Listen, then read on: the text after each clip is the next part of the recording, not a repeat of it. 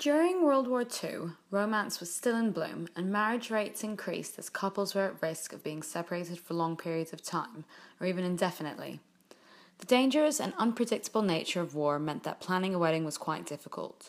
Time was not a luxury that people could afford, so weddings were organised as quickly as possible.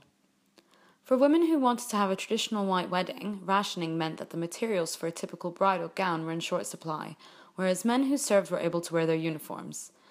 Textile and clothing factories were more focused on producing parachutes and uniforms for the services, rather than elaborate gowns for brides-to-be.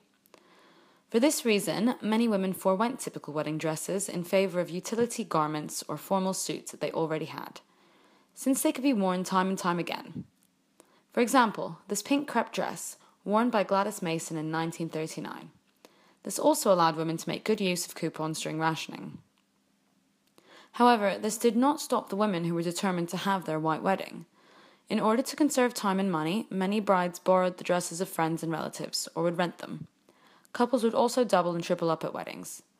From 1943, members of the Women's Royal Naval Service were able to hire dresses donated to them by the British War Relief Society in the United States for 10 shillings. This dress, made from pre-war silk, was worn by Evelyn Higginson in 1943. A family friend, Margaret Walls, and Evelyn's sister Linda also wore it in 1945 and 1946, respectively.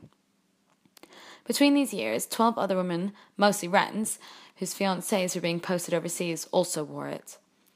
As silk was heavily rationed during the war, the Make Do and Mend campaign encouraged women to try using various other materials.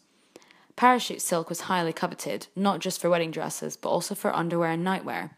Though very difficult to obtain, older written-off parachutes were sometimes used to create beautiful wedding dresses, much like this one, made for Miss Jean Neville. According to the Yorkshire Post, in 1941, a tough group of women in Warwickshire grabbed pitchforks and gave chase to a downed German airman so that they could cut up his parachute and turn it into a wedding dress.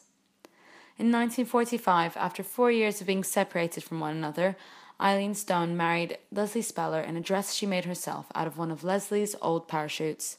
They stayed happily married for 52 years. These stories and dresses are certainly a testament to the creativity and dedication of the women during the war years.